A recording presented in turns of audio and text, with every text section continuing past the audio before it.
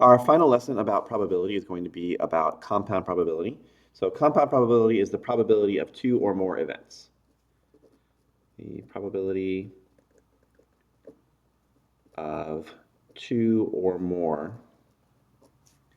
events. And for example, this would be like rolling a die and tossing a coin. So the odds of an outcome of those two events combined. Now, events are considered independent if the outcome of one event does not affect the likelihood of the other event occurring. So given independent events A and B, the probability of both events occurring is the product, so multiplied the probability of A and the probability of B, so A times B. So when A and B are independent, the probability of both A and B occurring is the probability of A times the probability of B. So if the spinner to the left is spun, then a letter from the word bingo is chosen at random. Find each probability. So if we spin and get less than 7, so there are 10 total possibilities, 6 of them are less than 7. So 6 out of 10, which we could simplify to 3/5. And then the letter B is one letter out of 5 letters. So I would multiply these two, 3/5 times 1/5, which would be 3/25. And I simplified this before multiplying. You don't have to do that. I could have multiplied 6 times 1 and gotten 6, 10 times 5 and gotten 50. 6/50 still simplifies to 3/25. And then 3 divided by 25 is 0.12, which we can write as 12%. So the probability of getting at least a 3 and then a vowel. So there are 8 numbers on here that are at least 3. And we can simplify that to 4/5. And then there are 2 vowels out of the 5 letters, so 2 out of 5. And then 4/5 times 2/5 is 8 out of 25. As a decimal, that is 0.32, and as a percent, it is 32%. All right, a die is rolled 2 times. What is the probability of getting a number greater than 4 on both rolls? So there are 2 numbers on the die that are greater than 4, 5 and 6. So that's 2 out of 6, which simplifies to 1/3. And it's the same probability both times. So 1/3 times 1/3, a 1 in 9 chance, or 0.1 repeating, which we can round to 11.1%. A number from 1 to 20 is chosen at random, then a coin is flipped. What's the probability of choosing a prime number and then getting tails? So first we would need to know how many numbers from 1 to 20 are prime numbers. 2, 3, 5, 7, 11, 13, 17, and 19. So 8 numbers from 1 to 20. So 8 out of 20 are prime, which simplifies to 2/5. And then tails is 1/2 of the possibilities. It's 1 out of the 2 faces. So 2/5 times 1/2 equals 2/10, which simplifies to 1/5, which is 0.2 as a decimal and 20% as a percent. A card is chosen at random from a deck of cards, replaced, and then another card is chosen. What's the probability of choosing a diamond both times? 1 out of 4 cards are diamonds, because there are 4 suits that are of equal numbers. So 1/4 of the cards are diamonds, and you put it back and you choose again. So there's a 1 in 4 chance both times. If I multiply those by times each other, I get 1/16. 1 divided by 16 is 0.0625, which would be 6.25% chance of drawing a diamond 2 times. A month of the year and a day of the week are chosen at random. What is the probability of choosing a month starting with J and then choosing Wednesday? So first, how many months start with J? January, February, March, April, May, June, July, August, September, October, November, December. 3 months out of 12, which is 1/4. And then there's 1 Wednesday out of the 7 days. So 1/4 times 1/7, which would be 1/28. 1 divided by 28 is 0.0357, which would get you 3.57%. The coin is tossed 4 times. What's the probability of getting heads every time?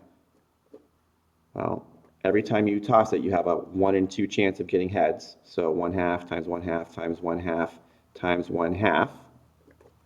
1 times 1 times 1 times 1 is just 1. 2 times 2 is 4, times 2 is 8, times 2 is 16. So 1 out of 16 chance that you'll get heads 4 times in a row. That is 0.0625, and that's going to translate to 6.25% chance. Vera guessed on the last 3 questions of a multiple choice test. If each question had 4 answer choices, what is the probability that she got them all correct? So what are your odds of getting correct answers on multiple choice if you just guess randomly? Well, there's a 1 in 4 chance that you have a correct guess each time.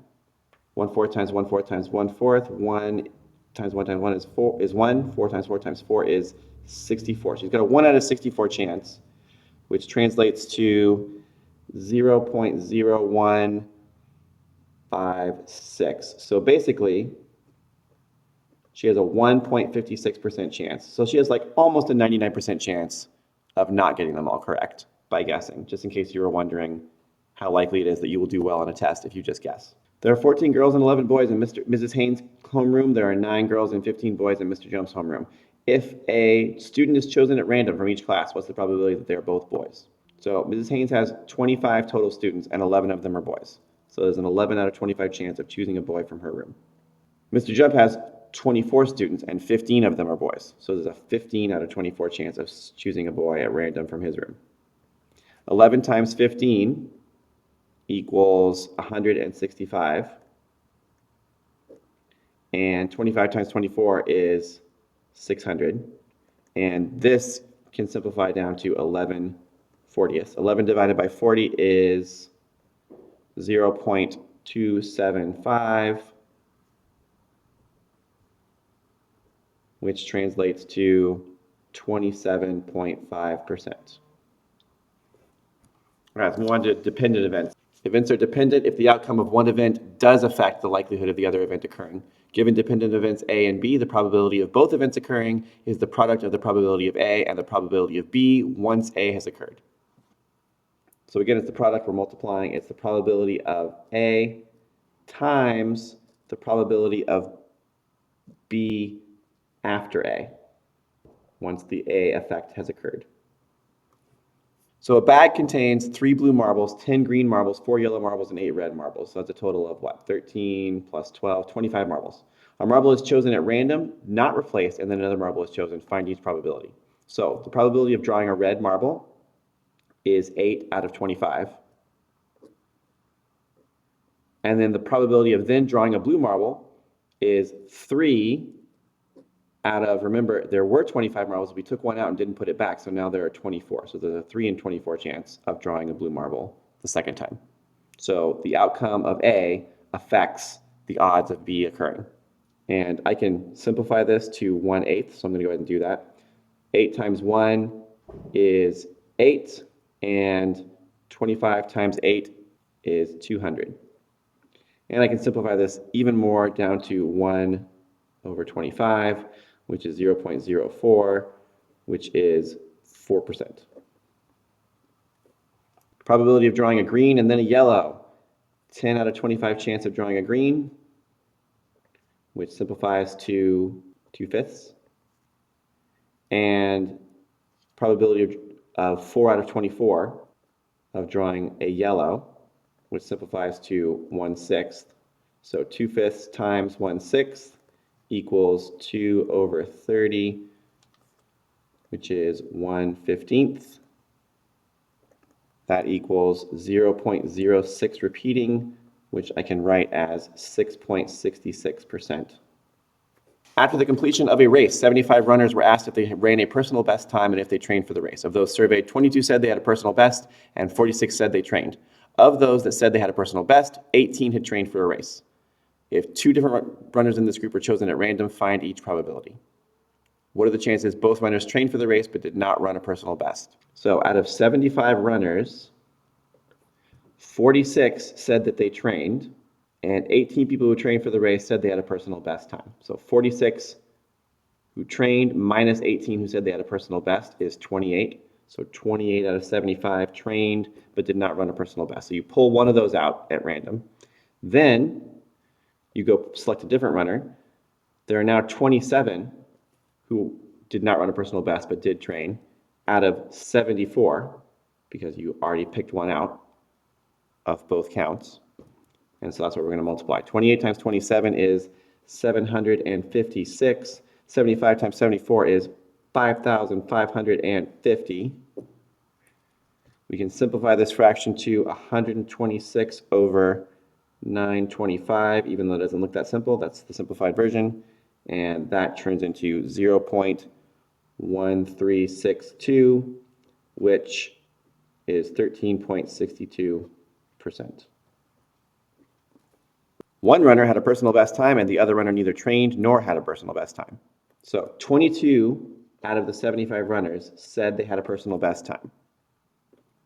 So we took one runner out, so now there's 74 runners left. Now remember, 46 of the runners said they had that they had trained for the race, and then of the 22 said they had a personal best time, 18 had trained, which means 4 hadn't trained. So that's a total of 46 plus 4, or 50 in both categories. So 75 minus 50, that means there were 25 runners who did not train and also did not have a personal best. 22 times 25, 550. 75 times 74, 5,550. This simplifies to 11 over 111, which is 0.0991, or 9.91%.